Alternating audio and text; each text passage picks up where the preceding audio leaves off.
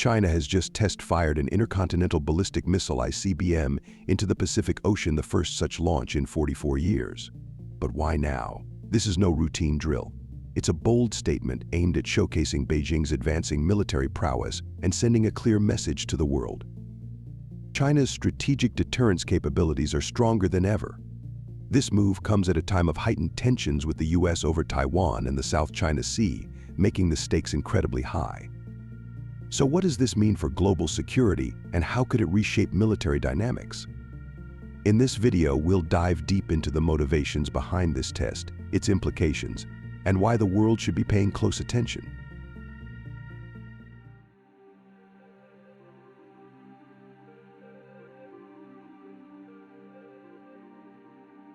China's decision to conduct this ICBM test is not merely a display of technological prowess, but a deliberate geopolitical maneuver. The first strategic motivation stems from the increasing tension between China and the United States over issues like Taiwan and the South China Sea.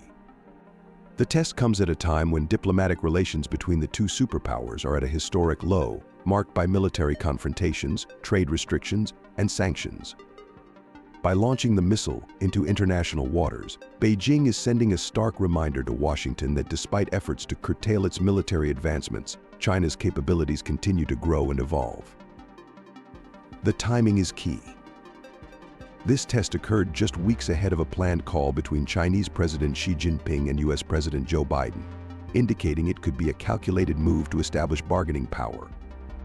Analysts believe that China wants to assert its strength and demonstrate that it won't back down from its pursuit of military modernization, despite external pressure.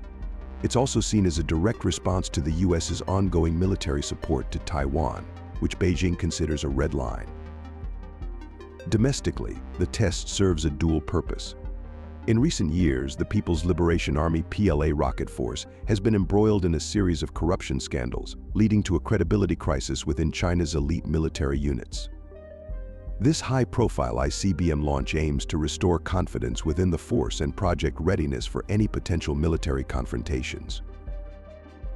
This show of strength is crucial as President Xi has set ambitious goals for the PLA, including achieving military modernization by 2035 and reaching a state of readiness to fight and win wars by mid-century. Furthermore, the choice to launch the missile from Hainan Island rather than a typical inland base reflects a shift in China's strategy towards utilizing its growing fleet of mobile missile units. This move underscores Beijing's capability to launch missiles from varied locations, adding a layer of unpredictability to its military posture. The test wasn't just a demonstration of technology. It was a message, a challenge, and a warning all rolled into one.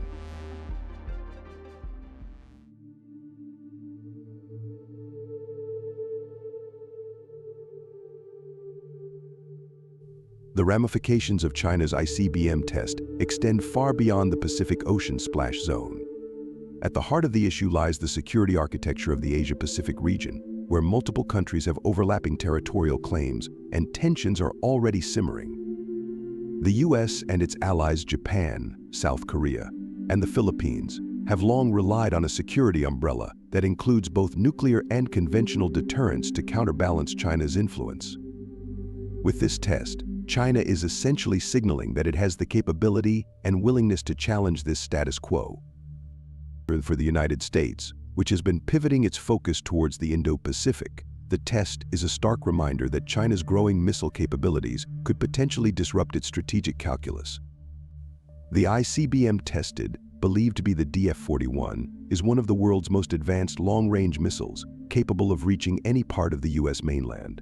Such capabilities put China in a position to hold American cities at risk, which could complicate any US response in a potential Taiwan crisis. This escalation has forced policymakers in Washington to reconsider their strategic options.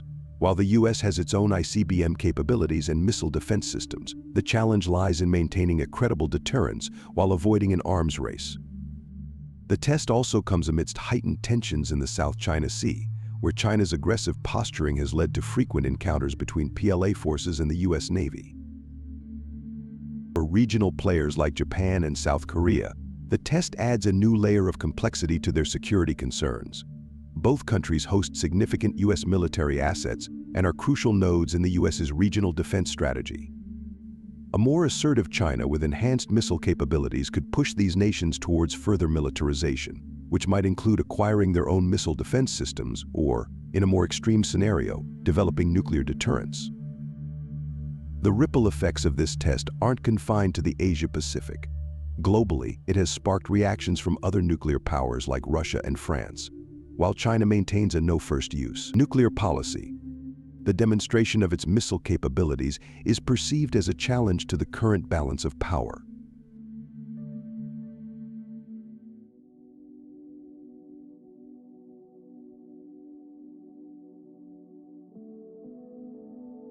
The international reaction to China's ICBM test has been swift and pointed. The U.S. Defense Department immediately called out the launch as a destabilizing action, one that increases the risk of miscalculations in an already tense region. Washington's allies echoed these concerns, with Japan's defense ministry stating that it would strengthen its missile defense network and work closely with the U.S. to ensure regional stability. Interestingly, China has downplayed the test, labeling it a routine part of its annual training. This narrative is meant to mitigate international backlash and present the test as a standard military exercise rather than a provocation. However, experts argue that the deliberate decision to launch the missile into the Pacific Ocean rather than over Chinese territory is a departure from the norm, suggesting that Beijing wanted this test to be noticed. Taiwan's response was notably cautious, with the island's defense ministry closely monitoring the situation but refraining from making any escalatory statements. This measured approach aligns with Taiwan's strategy of maintaining a stable cross-strait relationship while bolstering its defense capabilities. However, the test has certainly raised concerns in Taipei, as it underscores Beijing's willingness to use its most powerful weapons as a form of coercion. Beyond the immediate region, the European Union and NATO have expressed unease over China's growing missile capabilities. NATO's strategic concept already identifies China as a systemic challenge, and this test could accelerate discussions within the alliance on how to respond to China's expanding military footprint. For Russia, which shares a complex relationship with China, the test could be seen as both a sign of solidarity against the U.S. and a reminder of the growing asymmetry in their strategic capabilities. The broader consequence of this test is that it has brought the issue of nuclear arms control back into focus. While the U.S. and Russia have engaged in various arms reduction treaties, China has not been part of these discussions, citing its comparatively smaller arsenal.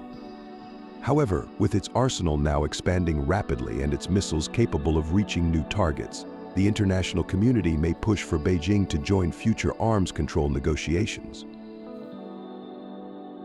China's recent ICBM test is far more than a routine military exercise. It's a signal to the world that Beijing is prepared to assert its strategic deterrence capabilities in the face of growing geopolitical tensions.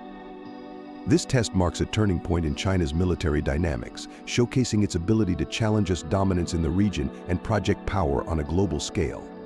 The move raises critical questions about the future of arms control, regional stability, and the risk of escalation in the Asia-Pacific. Thank you for watching. If you found this video insightful, don't forget to like and subscribe, and let us know your thoughts in the comments below. Stay tuned for more updates on global security and geopolitical developments.